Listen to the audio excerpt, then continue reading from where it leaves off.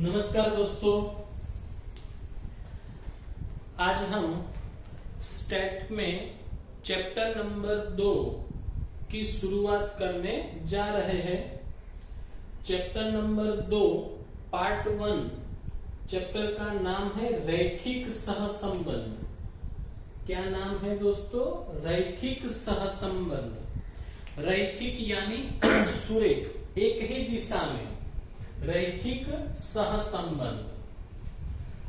Chapter को समझाने से पहले मैं आपको उसके बारे में थोड़ी जानकारी देता हूं, उसकी थोड़ी प्रस्तावना की चर्चा करते हैं हम कि हमें ये चैप्टर क्यों पढ़ाया जा रहा है, क्यों हमें ये चैप्टर सीखना है। तो दोस्तों, आपने 11वीं में चल के बारे में सुना होगा। चल यानी जिस राशि की कीमत इकाई बदलने पर बदलती हो और जिसे अंकों में या संख्या में प्रदर्शित किया जा सकता हो, उसे चल कहते हैं।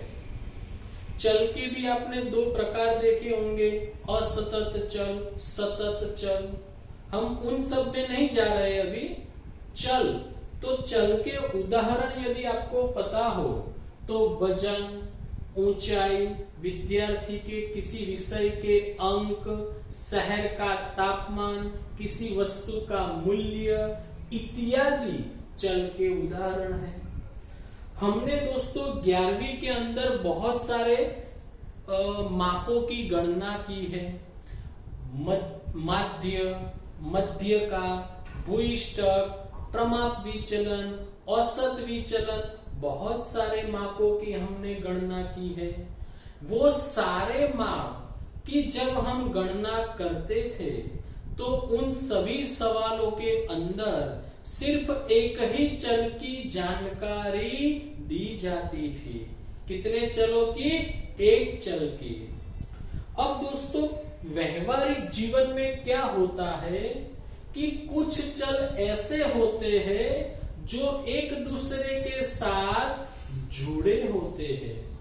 व्यवहारिक जीवन के अंदर 2 चल एक दूसरे के साथ जुड़े हुए होते हैं। एज फॉर एग्जाम्पल, हमारी जैसे जैसे ऊंचाई बढ़ती है दोस्तों, वैसे हमारा वजन भी क्या होता है? थोड़ा बढ़ता है।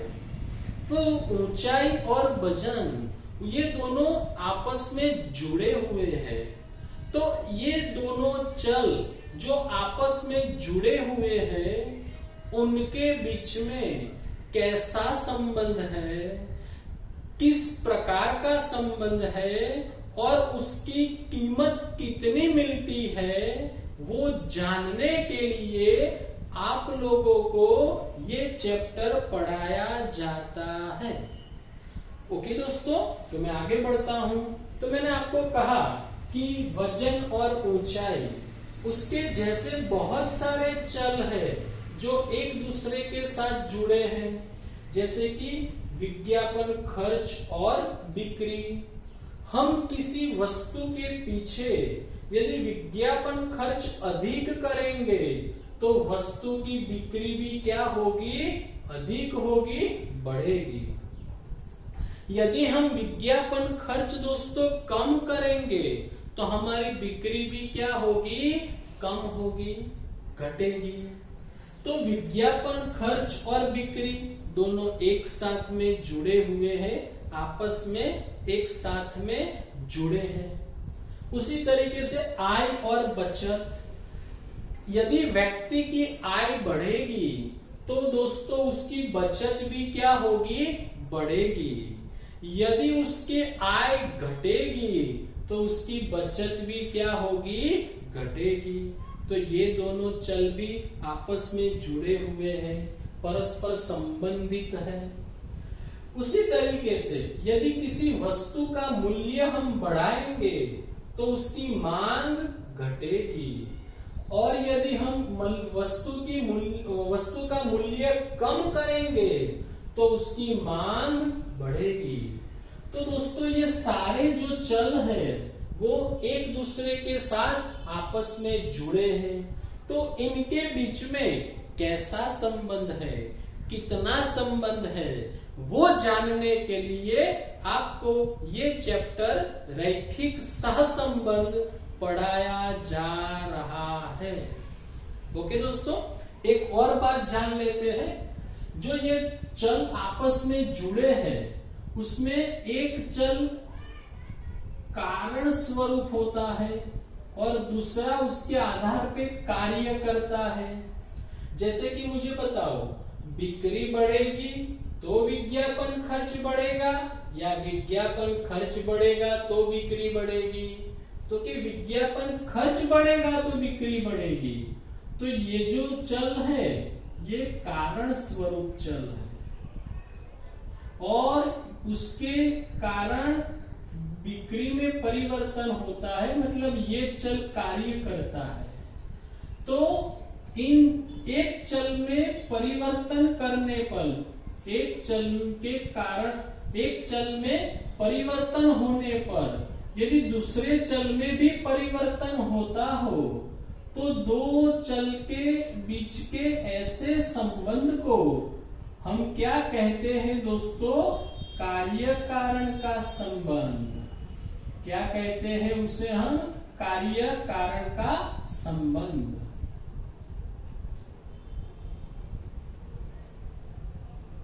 एक चल की कीमत में परिवर्तन होने पर दूसरे चल की कीमत में भी परिवर्तन होता हो तो दो चल के बीच के ऐसे संबंध को कार्य कारण का संबंध कहते हैं। तो दोस्तों हमारी पहली परिभाषा वही है, कार्य कारण का संबंध। बराबर, कार्य कारण का संबंध। तो उसकी परिभाषा मैंने आपको बता दी है ऊपर। क्या है परिभाषा?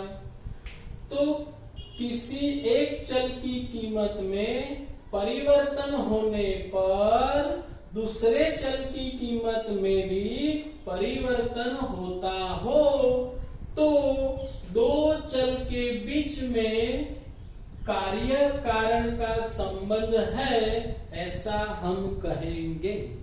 ओके दोस्तों, आगे बढ़ते हैं। सहसंबंध, ये था कार्य कारण का संबंध, ये है सहसंबंध। किसे कहेंगे? तो कोई भी दो चल, मान लो कि ये दो चलों में किसी भी कारण से परिवर्तन होता हो, कारण कोई भी हो, सीधा टेढ़ा, मतलब प्रत्यक्ष अप्रत्यक्ष, प्रत्यक्ष परोक्ष, किसी भी कारण से यदि दो चलों की कीमत में परिवर्तन होता है तो हमें मानना है कि उन दो चलों के बीच सहसंबंध है। तो सहसंबंध की परिभाषा क्या है दोस्तों?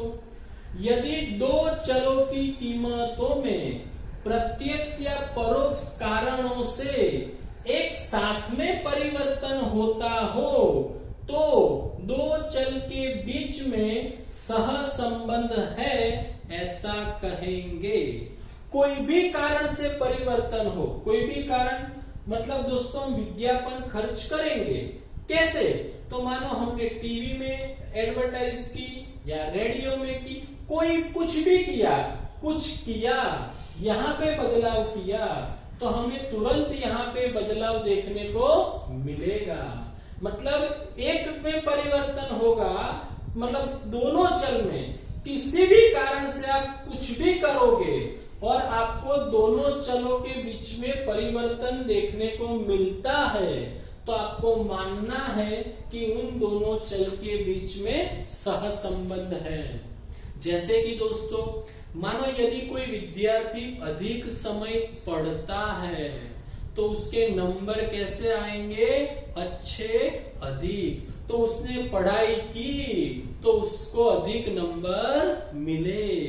तो वो पढ़ाई कैसे भी करता हो, चाहे ऑनलाइन करता हो चाहे ऑफलाइन करता हो, वो पढ़ाई करता है तो उसके नंबर बढ़ेंगे।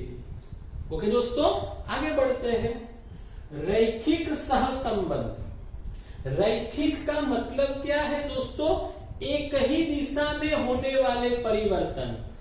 मतलब मानो कि ये चल रैखिक का मतलब क्या है, मानो विज्ञापन खर्च में जितना परिवर्तन होगा सामने उतना परिवर्तन बिक्री में होगा। मतलब मानो हमने 10,000 रुपये विज्ञापन खर्च पहले किया था, अब 20,000 किया, मानो कि आपने डबल खर्च किया तो आपकी बिक्री भी डबल होनी चाहिए। यदि ऐसा होता है मतलब दोनों चलों में प्रमाणसर परिवर्तन होते हैं, वो सप्रमाण, जितना परिवर्तन यहाँ पे उतना ही परिवर्तन यहाँ पे, तो आपको मानना है कि दो चलों के बीच रैखिक सह संबंध है। तो क्या परिभाषा है उसकी दोस्तों, समझना। दो सहसंबंधित चलों की कीमतों में होते परिवर्तन, दो सहसंबंधित चलों की कीमतों में होते परिवर्तन लगभग अचल हो यानी स्थिर हो। मतलब यहाँ पे जितना परिवर्तन उतना ही यहाँ पे, ये जितना बढ़ता है उतना ये बढ़ता है। स्थिर यानी अचल परिवर्तन होते हो तो दो चल के बीच में रैखिक सहसंबंध है, ऐसा हम कहेंगे। आगे बढ़ते हैं दोस्तों। सहसंबंध के प्रकार, सहसंबंध के दो प्रकार है, एक धन सहसंबंध, दूसरा ऋण सहसंबंध। कितने प्रकार है दोस्तों, दो। कौन से दो, एक धन सहसंबंध, दूसरा ऋण सहसंबंध। अब धन सहसंबंध किसे कहते हैं जरा समझना। तो मुझे बताओ दोस्तों, विज्ञापन खर्च में बढ़ोतरी होगी तो बिक्री भी क्या होगी, बढ़ेगी। विज्ञापन खर्च घटेगा तो बिक्री भी घटेगी। मतलब ये दोनों चल, बोलो दोस्तों, एक ही दिशा में बदलते हैं कि विरुद्ध दिशा में। तो एक ही दिशा में दोनों में परिवर्तन होता है, तो एक ही दिशा में यदि दोनों चलों में परिवर्तन होता हो तो उन दो चलों के बीच में धन सहसंबंध है, ऐसा कहेंगे। एक ही दिशा में परिवर्तन होता हो। चलो दोस्तों यहाँ पे देखो, वस्तु का मूल्य बढ़ेगा तो उसकी मांग घटेगी, मूल्य घटेगा मांग बढ़ेगी। तो एक दिशा में परिवर्तन की विरुद्ध, तो के विरुद्ध। तो यदि दो चलों में विरुद्ध दिशा में परिवर्तन होता है, असमान दिशाओं में परिवर्तन होता हो, तो उन दो चलों के बीच ऋण सहसंबंध है, ऐसा कहेंगे। तो देखो दोस्तों, मैंने धन सहसंबंध की परिभाषा क्या लिखी है, जब दो सहसंबंधित चलों की कीमतों में एक ही दिशा में यानी समान दिशा में परिवर्तन होते हो तो दो चल के बीच में धन सहसंबंध है, ऐसा कहेंगे। उसका उदाहरण मैंने लिखा है, विज्ञापन खर्च और बिक्री। ऋण सहसंबंध दोस्तों, चलो मैंने उदाहरण लिखा है, प्रवेश फीस और प्रेक्षकों की संख्या। दोस्तों मल्टीप्लेक्स थिएटर के अंदर, मल्टीप्लेक्स थिएटर के अंदर यदि प्रवेश फीस अधिक रखी जाएंगी तो प्रेक्षक कैसे आएंगे, कम। और यदि प्रवेश फी अधिक कम रखी जाएंगी तो प्रेक्षक कैसे आएंगे, अधिक। तो कैसा परिवर्तन हो रहा है, किस दिशा में, विरुद्ध। असमान दिशाओं में परिवर्तन हो रहा है। तो दो चल के बीच में यदि असमान दिशाओं में परिवर्तन हो रहा हो तो उनके बीच में ऋण सहसंबंध है, ऐसा कहेंगे। तो क्या परिभाषा बनेगी, जब दो सहसंबंधित चलों की कीमतों में विरुद्ध दिशा में असमान दिशा में परिवर्तन होते हो तो दो चल के बीच में ऋण सहसंबंध है, ऐसा कहेंगे। दोस्तों मैंने जो थियरी चलाई है उसे लिखकर याद रखना इस महीने के अंत में जो यूनिट टेस्ट होगी उसमें स्टेट के 3 चैप्टर आने वाले हैं, 1 2 3। तो इसे लिखकर दोस्तों तैयार कर लेना। ओके।